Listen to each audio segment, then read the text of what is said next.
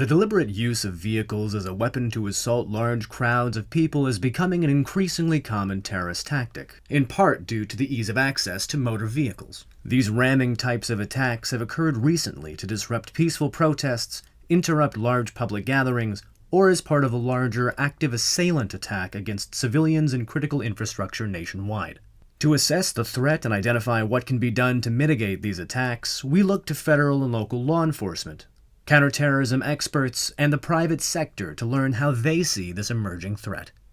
So since last year when we saw a truck be used to attack pedestrians in Nice, France, we've really seen a lot of additional attacks using vehicles throughout the world, both passenger vehicles and commercial vehicles. So certainly that's something that we're concerned with and working with the public and private sector to counter that potential threat. When we think about vehicle ramming specifically, it's not a new type of incident. It's something that's been happening. We've seen in even really the past decade. But when you look at 2014 through 2017, where we've had at least 17 attacks, and really 2016 and 2017, where we've had 10 attacks nationally, it's more frequent. And the reason there is it's easy. It's easy access. To get a vehicle, a truck, it's easy access. You're not scrutinized.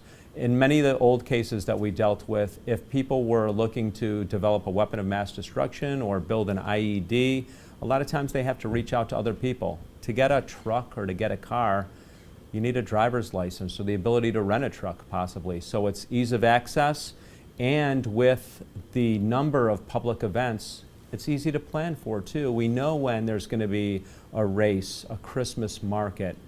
It's publicized in the papers and local media because people want folks to come out for their events, and also makes it easy for people to plan for a terrorist event too and target those types of events. I think there's been, over the last 15 years, a general trend line away from highly orchestrated, highly resource intensive, and meticulously planned attacks to more of a DIY, do-it-yourself kind of violence. We have seen a greater and greater encouragement of do-it-yourself violence, beginning really with Al-Qaeda in the Arabian Peninsula, inspiring the believers to execute violence on their own without organizational command and control. And that has been continued and really accelerated through the propaganda of the so-called Islamic State, which also encourages this do-it-yourself sort of violence. In order to complement their ability to conduct organizational attacks, they've been trying to inspire lone individuals or lone groups of individuals to take up the standard of their cause and attack on their behalf, even though they have never met another person in that organization. They have no physical connectivity to the organization. So it's a way for organizations to complement their organizational inability to conduct a campaign of violence and still get that psychological impact of a campaign of violence, even if they're not orchestrating it or commanding and controlling it. The threat of a vehicle ramming seems daunting. With millions of vehicles on the road at any given time, what can individuals do to keep themselves safe and to identify behavior that may enable intervention to prevent an attack? What people should do if they find themselves in that situation where a vehicle is being used as a weapon against pedestrians, the first thing is obviously to run and get out of the way. I mean, you have to, it's going to happen quick. It's going to take you a few seconds to process what's happening, but you have to react as quickly as possible and get out of the way, get the folks with you out of the way as quick as possible. The next thing is cover, trying to get behind something heavy. It could be a barrier to prevent things like vehicles from being used as weapons. There could be one close by, but not directly where you're at, so the vehicle is able to get access, so being able to get behind one of those barriers. But I think secondarily, we want to ensure that people get far enough away in case there is a secondary attack after the vehicle is used as a weapon, as we've seen in some of the cases. Once the vehicle stopped for whatever reason, we've seen a number of people exit the vehicles and use edge weapons or small arms to carry on that attack. So getting as far away as possible, and of course notifying law enforcement as soon as possible. I mean, that's really key because law enforcement is going to be able to get there quickly and come in and stop the actual threat. Of course, it's important to do what you can at the point of attack, but again, these are impossible to predict, the exact point and moment of attack. However, when we look at radicalization of individuals who ultimately engage in that violent attack, that's a process. That process takes a very long time compared to the minutes of time that an attack takes to unfold. When we look, for example, at foreign fighters in the United States or individuals who aspire to be foreign fighters, we found on average in 2016 a 10-month window of opportunity between when the person first started publicly speaking about it or doing something about it in an observable way. Over 85% of the individuals engaged in some sort of observable indicator that this was their intention, the kind of observable indicator that friends, employers, family, soccer coaches would be in a position to see. Not necessarily the law enforcement community.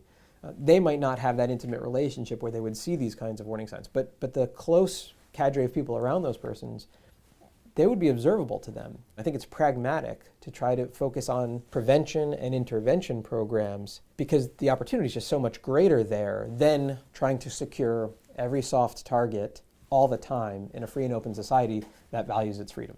But that awareness is really critical. If you see something, say something. If you see something suspicious, if you see a suspicious person or persons, if you see a suspicious vehicle in an area where it really doesn't belong or something just doesn't look right, don't be afraid to report that. I mean, that's really key. You know, the law enforcement officers can't be everywhere at every time, at any given time. So I think really being able to notice something suspicious and look out for it, you know, and then report that, I think is critical and really crucial in trying to prevent those types of attacks from happening. Individuals should not have to be alone in facing a potential attack.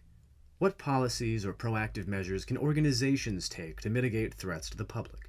When you engage multiple people, as I mentioned, to build an IED or something that's a little more intricate, you're more likely to hit a tripwire that's going to alert somebody. But if somebody just walks into a shop to rent a van, there's typically little tripwire for them to be noticed. So it's so important for people, obviously in the trucking industry, to know who they're renting their trucks to, but to establish some sort of tripwires as well, to be alert for suspicious behavior. If they see anyone making modifications to vehicles or asking for modifications to vehicles, which seem unlikely to be used in regular transport, that is a tripwire and something they should alert the federal authorities or the local police to. But once again, just because of the ease of it, that's why the frequency has arisen.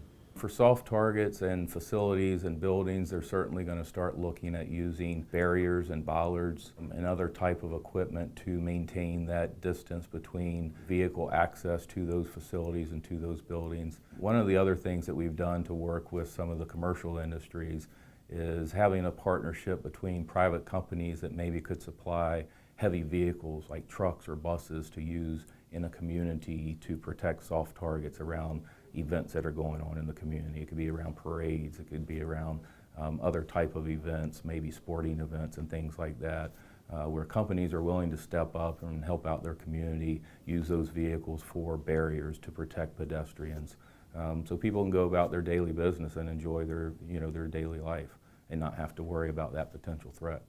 And obviously it's not pragmatic to put bollards on every single street, but when there are critical infrastructures or places where there are going to be crowds, there are certain common sense things that can be done, whether it is police presence or barriers that can be moved and put into place. I think we have a responsibility as government to put those mitigation strategies into effect. If I had a building that was glass, I might consider some sort of bollards, planters outside that once again are aesthetically attractive, that might not look like a standard bollard, but it has the capacity to stop a truck from getting through. If you were to look around the US Capitol, they might have some sort of portable sally ports that go up and down so you can let vehicles through when necessary, but there has to be some type of strategy. We can't do nothing. While it's important that we've identified both the nature of this emerging threat as well as countermeasures that individuals and organizations can take to mitigate an attack, it's important to ask one final question. How can we maintain this awareness of our surroundings without living our lives in fear? I think it is about being mentally prepared for these things to happen, but not allowing ourselves to be intimidated by things that actually happen very, very infrequently. That doesn't mean the professional counterterrorism community and law enforcement community and emergency response community shouldn't prepare for these incidents, shouldn't prioritize measures that can keep people safe and reduce vulnerabilities. Of course we should do that. But I think we can complement that with working on our sort of societal resilience and our political resilience, not allowing ourselves to be held hostage by the potential that maybe one day someone will engage in this kind of violence. This video highlights the emerging threats associated with vehicle ramming attacks, which have targeted various large crowd gatherings throughout the United States in recent years, including attacks in New York, Charlottesville, Virginia, and Columbus, Ohio. Additionally, this video provides examples of actions that can be taken by individuals and organizations alike to prevent, mitigate, and respond to these attacks. The first step is to coordinate with law enforcement. Educate yourself and your employees on suspicious activities to promote vigilance so that when somebody sees something, they're able to say something.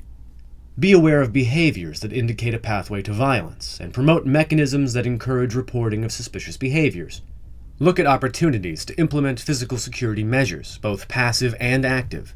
Examine architectural solutions to provide separation between vehicles and pedestrian spaces. Finally, should the worst occur, prepare yourself to respond decisively and remove yourself and others from the scene. In many cases, attacks do not conclude when the vehicle has stopped.